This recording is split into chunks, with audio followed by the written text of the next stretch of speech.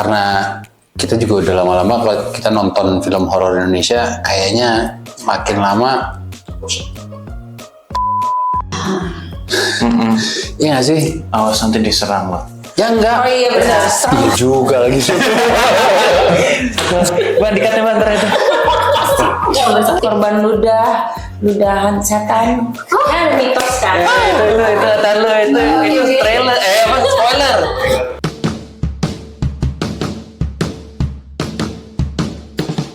Selamat datang di Broscast Bram Reza Rifu Ngobrol santai di Podcast. Yeay!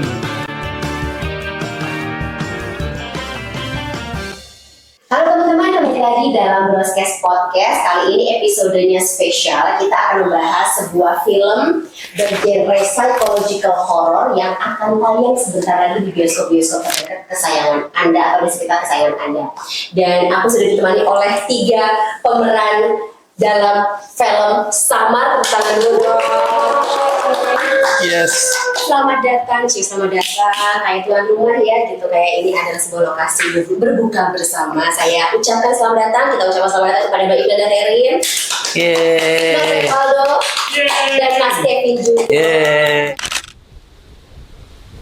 Aku panggil Mbak Mas ya. Ya, aman. Emang kita sampai buka? Oh enggak. Ini sampai buka sih Mas. Sama-sama aja ke sana. Ayo ngabuburit ya. Apa kabar semuanya? Baik. Berarti syuting film Samar selesai kapan sih? Syuting udah 2021. Serius? 22. 2022 ya? 2021. 22. Nulisnya 2021. Nulisnya 2019 kan Ren 19. Udah lama deh. Oke, udah Iya. lama ya. Baru tayang 2025. Iya. Satu dan lain hal. Underground. Yang berarti tayang 13 Maret di seluruh bioskop. 13 Maret 2025. Oke, boleh mungkin langsung diceritakan sama teman-teman.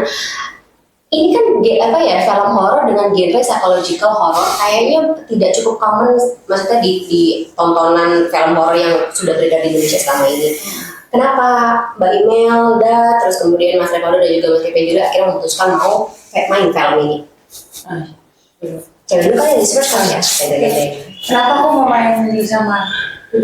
Satu, dari penulisan cerita, emang apa ya? Aku sangat memperjuangkan film ini karena di tengah-tengah film horor yang berjamuran saat ini, menurut aku film horor yang satu ini ya fresh, punya banyak makna tersirat. Kalau biasanya kita lihat horor itu kan menggunakan elemen setan atau untuk menakutkan gitu ya kan. Kalau ini tuh lebih ke tentang kehidupan sendiri. Horor gitu. Dan sebenarnya kayak sarkastik juga sih sama film horor ya, Revaldo. Jadi bikin film horor tuh nggak mesti dari elemen-elemen tertentu untuk nakutin orang, tapi horor itu bisa jadi sebuah rutinitas kehidupan orang biasanya yang terjebak dalam sebuah keresahan. Rutinitas yang lebih horor ya. Macam trauma. Bener. Iya. Kalau Siren ya kan lebih horor, nggak punya duit daripada ketemu setan. Iya, serius. Jadi uang loh di film ini. Iya. Sama kesulitan ekonomi, ya kan? Iya. Sama kita ngelakuin sebuah pekerjaan yang kita nggak suka, itu kan banyak terjadi di luar sana kan. Mengerjakan sesuatu deadline tanpa hasrat, nggak ada passion. Ya.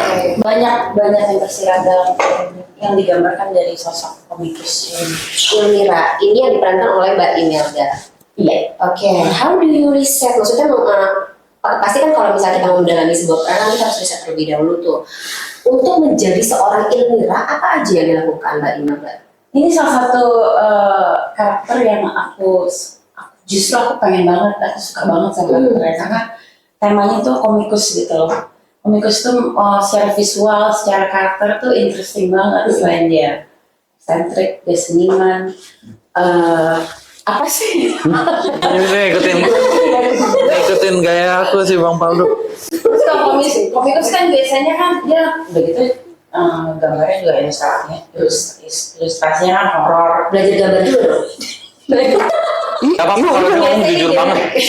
identik dengan introvert, ya kan? Suka di tempat-tempat gelap, sendiri. Kan kesel ya orang lagi ngomongin film kayak gini kan? Ini kejadian sama syuting nggak kayak gitu gitu? Iya, Bercanda terus. Lah terus gak jadi serius, suasana horor hilang dong kalau bercanda. Dia kan lebih horor nggak pakai duit. Iya, tapi nggak punya duit. Aduh. Jadi karakternya menurut gue keren sih. Buat tema horor tuh komikus, buat pembaca pembuat cerita seram gitu. Oke. Yang digemari sama penonton pembaca yang suka yang serem gitu. Oke. Nah, karakter Indira kan di sini itu maksudnya salah satu yang bikin horor kan karena dia harus bergulat dengan kondisi depresinya yang disebabkan oleh Mas Rivaldo ya, katanya karakter Mas Rivaldo yang bikin Mbak Indira depresi. ini nyalahin doang. Cerita dong. Sama-sama depresi gitu. Oh, Iya. berarti semua karakter di sini depresi dan gimana? Dia doang nggak? Dia doang nggak? Bukan karena karakternya Rivaldo yang bikin depresi. Memang si Ilmira itu kan bikin komik serem ya, gimana nggak rumah tangganya Serem. jadi ikut terkontaminasi ya, Oh. hubungan suami istri. Nah, Ya, itu tuh. nggak jadi jalan gitu kan. Ya, siapa yang mau Gimana nikah nggak sama gila? cewek yang Ini gue jadi kayak terhadap pernikahan nih. Iya. gitu ya kan? Pengangguran. Pokoknya lifestyle tuh horor banget sih. Oke, terus kemudian hubungan suami istri ini pun menjadi horor dan akhirnya berdampak pada ceritanya ke depan gitu ya. Iya. Ini kita nggak apa-apa ya, nggak jangan spoiler ya kalau gitu ya. Nggak sih spoiler sih enggak, karena bakal banyak. Kalau kan ada namanya transgender kan, kalau di sini transgender. Fresh genre. Genre itu kan switch dari horror Transgenre, ke Transjakarta. Itu Oke, jadi ini sekarang ini multi genre juga ya. multi genre. multi-genre. Oke, kalau tadi karakter Mbak Ilmira, karakternya Mas Rivaldo sebagai seorang musisi dan udah di dalam film ini menjadi mantan suami ya. Ini jadi benalu. Jadi benalu. Jadi benalu. Bokondo gitu ya. Oh iya. Emang mau kondo? Emang mau kondo? Ya lu dialognya gitu kan. Enggak, Yang nggak mau kok. musisi kan, tapi Nggak nggak mau. menghasilkan. Iya kan? Itu kayaknya dari proses syuting kayaknya kebawa sampai sekarang gitu. Friksi-friksi itu terjadi di dunia nyata. Gimana kalau Mas Rivaldo juga riset mendalami karakter sebagai seorang musisi dan gimana turut serta dalam pengembangan cerita film ini? Dua Jadi musisinya enggak ya, nggak kelihatan sama sekali kok. Background doang. Oh, oke. Udah nggak dikasih lihat dia main musik apa enggak, boro-boro. Terus tapi disetanin juga nggak gitu atau Apanya? di dalam film disetanin atau mengalami kondisi psikologis yang juga Itu dia terganggu? horor banget emang. Susah emang nikah sama yang ginian. Dia udah lupa di skripnya. Akan terjadi sesuatu tapi spoiler. Iya. Oke, tadi kacamatanya sang editor. Editor nggak sih? Publisher, Distributor editor? ya, Distributor. komik. Distributor komik. Sama itu juga background juga. Oke. Cuman lebih agak terang dikit lah yang redup semua. Nah, keterangan dikit. Sebelas yang terang ya. Bab 4 deh itu. Bab 4. Ilmu Nirmala. Bab 4. Oke. Terus sembari mendalami karakter juga sambil baca-baca komik horor juga nggak? Lumayan waktu itu emang sebenarnya sayang banget Renaldo nggak bisa datang ya. Dia lagi di Thailand. Dia yang Kayak film. Kenapa? Ini sebenarnya sih ada keinginan dari Renaldo untuk ini ya, komiknya beneran bakal diterbitin. Iya, sebenarnya ada komik. Oh iya. Ilmira yang bakal diterbitin. ya. Enggak, jadi ini si Ren tuh emang aneh gitu loh. Dia bikin komik dia bikin elemen dari film ini, komiknya itu biasanya cuman ya udah judul sama apa gitu kan. Ini beneran udah ada. Beneran ada komiknya. Ada komiknya. Ada. Kalau gitu aku tanya sama si Mas Renaldo sih komiknya. Iya. Boleh diundang lagi nanti. Atau nggak Zoom meeting boleh. Kalau itu buat film ini dulu aja kita gali-gali lagi. Ini film udah lama, terus kemudian baru tayang sekarang di tengah ketika ya perfilman Indonesia dengan genre horor juga masih banyak menjamur dan bakal tayang banyak gitu di tahun 2025 gitu. Apa yang membedakan atau membuat Mbak Imelda, Mas Rivaldo maupun Mas Kevin ini percaya film ini bakal beda dan pasti harus ditonton sama para penggemar film gitu, para penonton, penggemar film horor. Apa yang bikin beda? Nih, gue cerita deh. Tuh. Jadi Karena kita yang main kayak bukan juga. kayak Jawaban paling basic nih. kayak dia kan cerita tuh sebenarnya bukan samar kan. Tadinya tuh ada ceritanya mau Golgota. Project Golgota, ya kan. Tapi itu ceritanya tuh agak absurd. Oke. Nah, dan setiap ketemu investor atau apa atau PH, si Ren tuh pasti ditanyain, lu punya film horor nggak? Oke. Sedangkan Golgota tuh, Project Golgota tuh bukan horor, dia pun bingung gitu. Apa sih? Dia tuh susah untuk bikin horor tuh susah gitu loh. Dipaksa lah untuk apa? Bukan dipaksa ya, dengan terpaksa lah ya. Dijebak. Ya pokoknya Pasar maunya nonton maunya horor gitu loh. Kalau mau buat horor ya kan. Nah, sama kayak cerita di film ini, dia melakukan sesuatu yang dia nggak nyaman melakukannya itu. Oke. Yaitu film horor, ya kan? Menarik nih. Nah, Oke. dituangin dalam cerita, jadi film, jadi skrip, jadi film. Karena dia sendiri malas untuk bikin horor, makanya bikin horornya psychological horror. Oke. Gitu. This film. Nah, yang jadi nilai jualnya gitu, yang membedakan film ini berbeda dengan film-film psychological horror biasanya. Emang ada psychological horror sebelum ini? Kalau di luar negeri sih, kalau di Indonesia nggak ada ya. Tapi kalau di Indonesia luar negeri masih sih, awam ya. Iya, masih Ya, Indonesia awam. masih butuh perubahan, butuh somebody set the bar gitu. Yes. Butuh This is- inspirasi dalam This could be film. the first. Ya makanya ini bisa jadi sebuah Kalau hal misal, yang baru, yang fresh gitu ya. ya, kalau misal ditanya gitu, apa yang beda? Beda banget. Yang buat aja males bikin horor. Iya, benar. Pasti beda. Jadi gimana kita bisa melihat sebuah film horor dari kacamata seorang sutradara yang nggak Sungkan untuk bikin horor.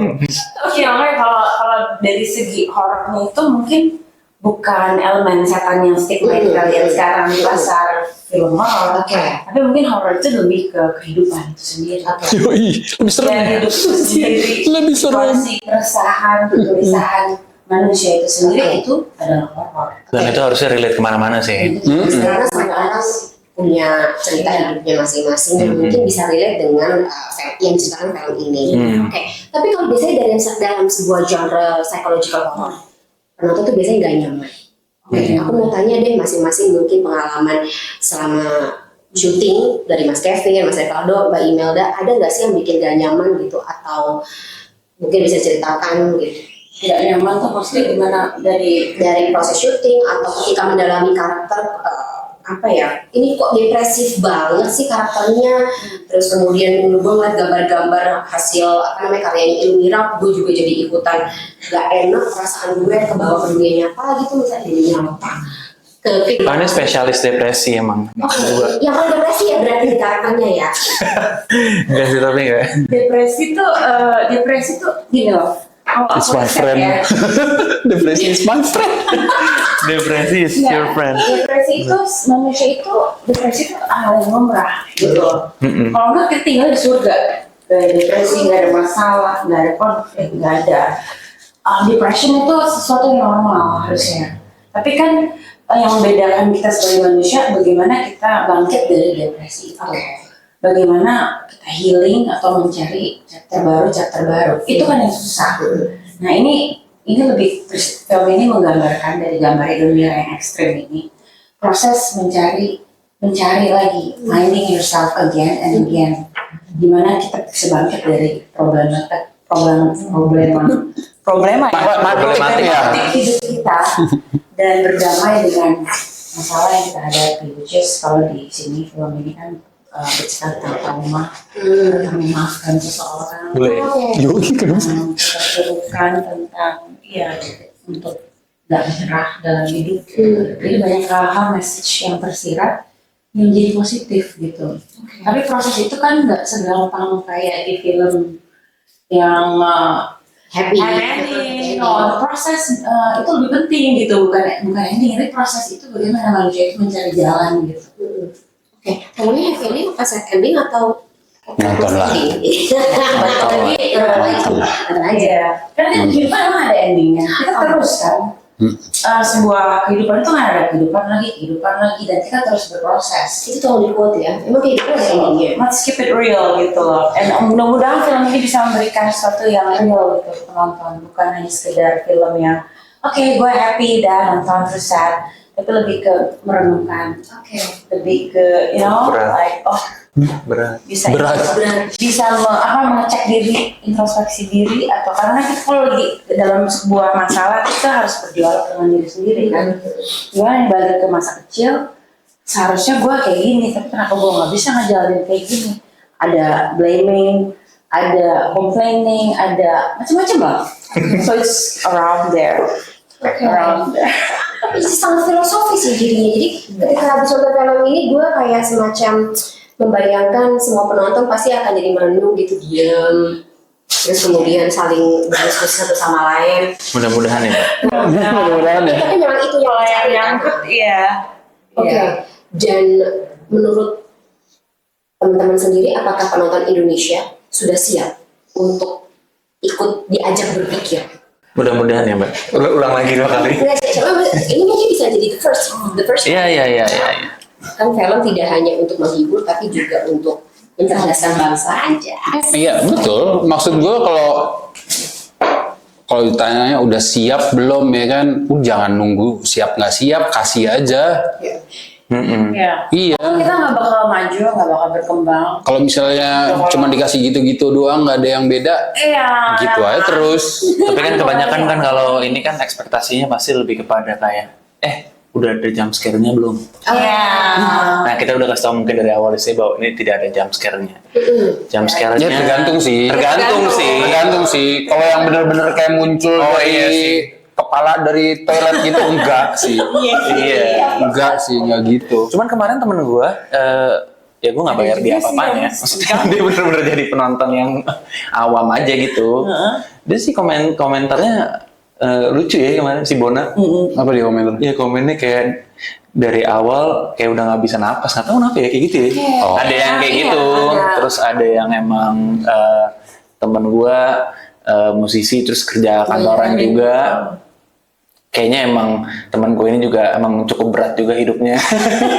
Nah dia relate kayak anjing, gue jarang banget ngelihat reaksi teman gue kayak gitu. Dia biasanya jarang banget nonton, sekalinya gue kasih tontonan film ini, mereka responnya bagus banget gitu. Oke. Nggak gue bayar apapun loh, nggak bayar. Biasanya kan gue kasih gocap nih penonton bayaran. Ini beneran gitu, review jujur, kayak susah banget dapetin review jujur. Ya ini Iya, jujur. Yang jujur, nggak ada di otak-atik, nggak ada dibuat-buat. Ini bagusan gini nggak kan?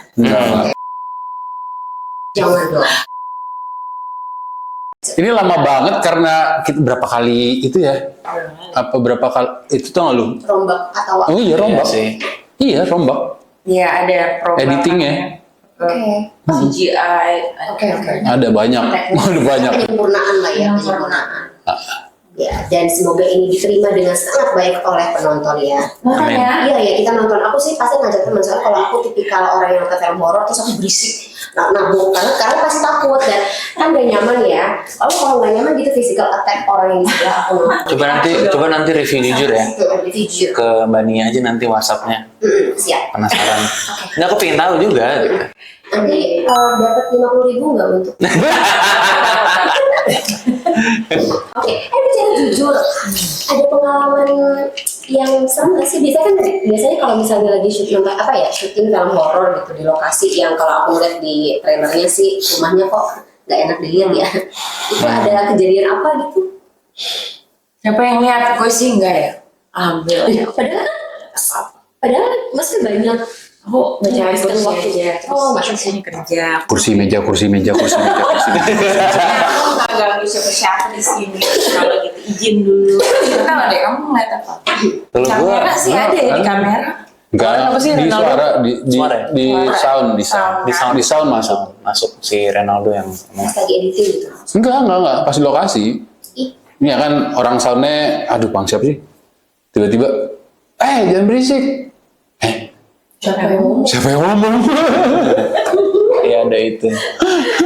Untung gue nggak tahu tuh.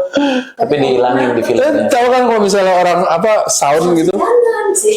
Biar jadi. Dihilangin kan di filmnya kan? dihilangin. Soalnya tabrakan. Tabrak. Nggak tahu tuh siapa. Tapi nggak ada yang dengar itu suara apa? Ya denger cuma satu orang doang. Sama masuk ke rekaman. Nah itu maksudnya yang di rekamannya nggak ada yang dengar itu suara apa? Kita semua nggak dengar, cuman yang itu. Lo tau kan kalau misalnya syuting ada yang megang orang sound kan, yang bener-bener pakai headphone gede itu, ya kan? Terus kadang-kadang kan galak kan dia tuh. Karena kan iya, karena kalau misalnya ada bisikan aja terus masuk, wah itu bubar kan. Makanya dia keras banget tuh biasanya, paling keras tuh. Silent, ya kan? Silent. Tapi tiba-tiba ada suara anak kecil gitu masuk, teriak lah dia. Woi, nggak ada yang ngomong. Dan Emang ada yang kecil? Gak ada. Ada. Nggak ada yang ngomong. Itu doang sih kayaknya. Itu doang sih. Benar. Itu doang sih. Karena kita syutingnya nggak horor ya. Iya kita nggak. Syutingnya nggak horor. Tapi rumahnya ngeri sih. Rumah abandon gitu di entah berantai itu. Mas tadi pakai syuting mas. Iya sih. Oke.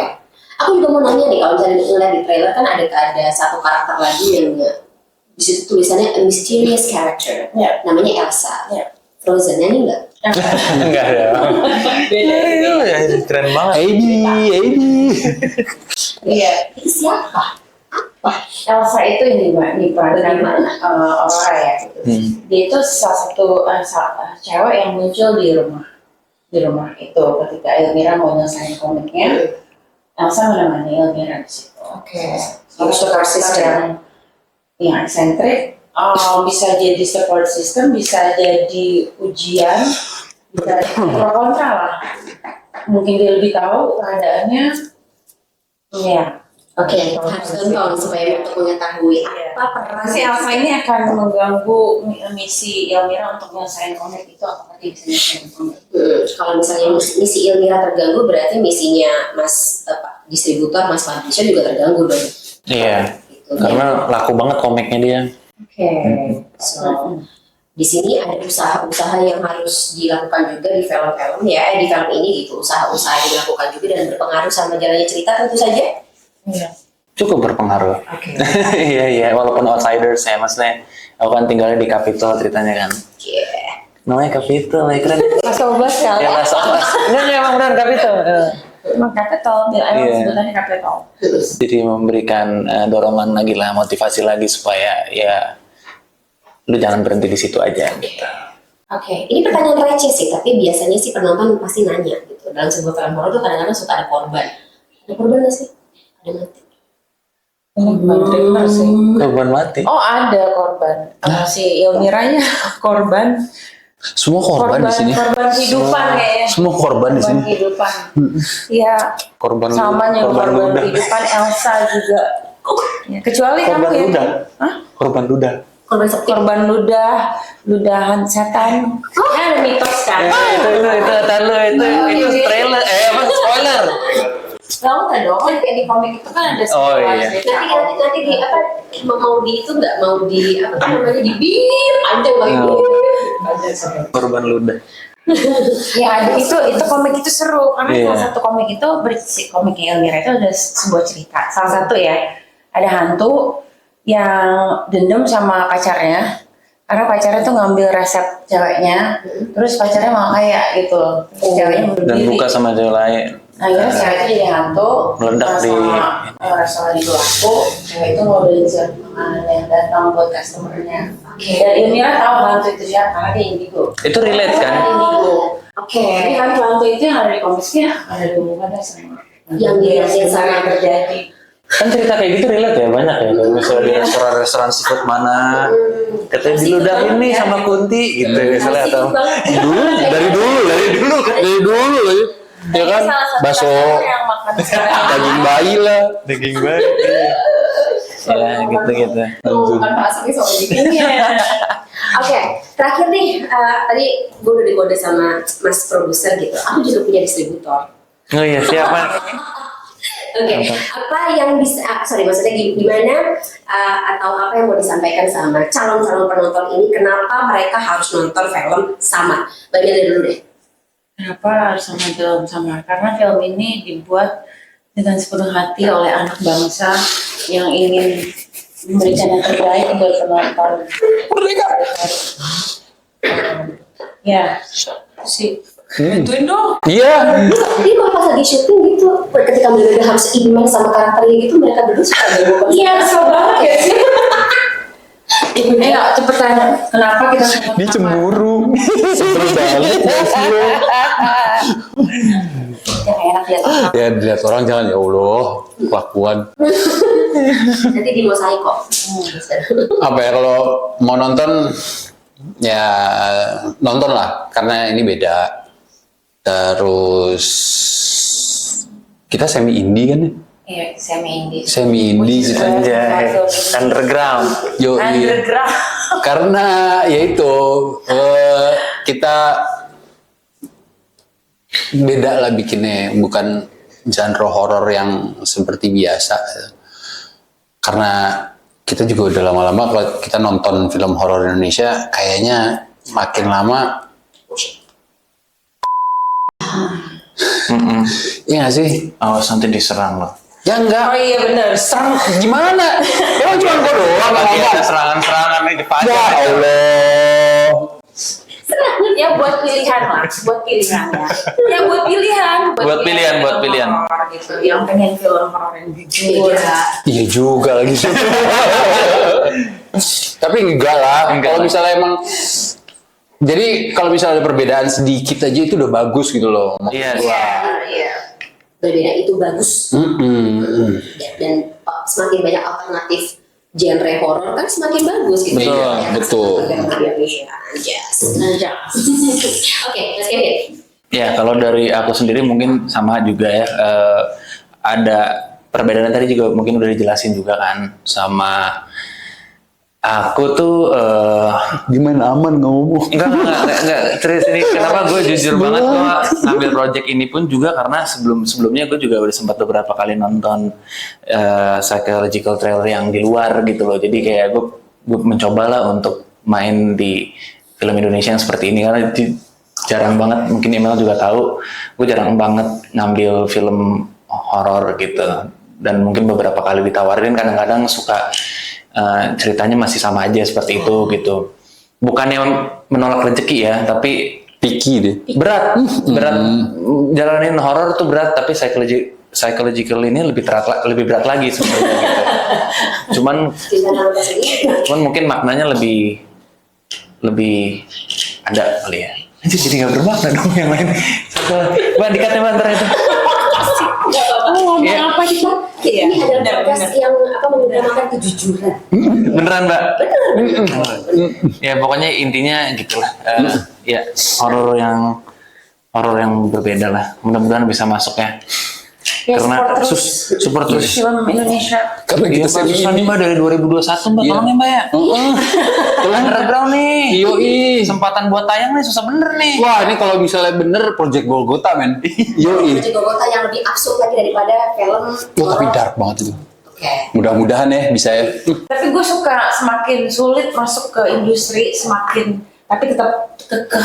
Gue salut sih sama sutradaranya si Renaldo. Gue gak peduli gimana, gue akan fight ini film untuk sampai ke penonton. Biarpun orang gak ada yang percaya, orang belum nyampe mungkin atau belum pasar kita belum seapalah. Oke. Tapi no gitu loh. Let's just give a shot gitu loh.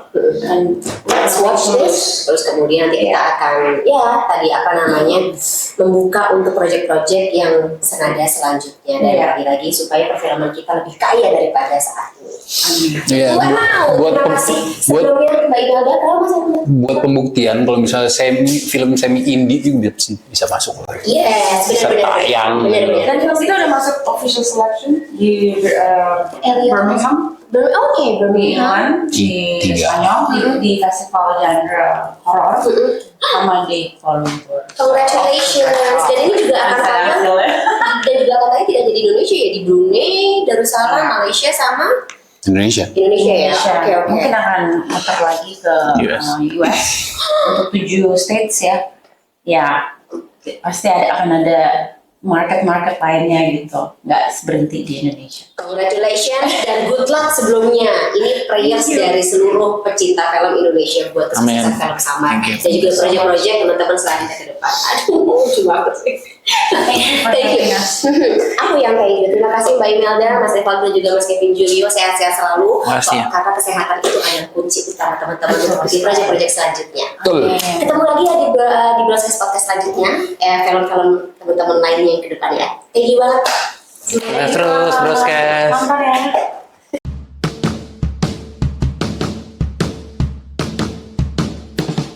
Selamat datang di Broadcast from Reza Rifung Ngobrol santai di podcast. Yeay!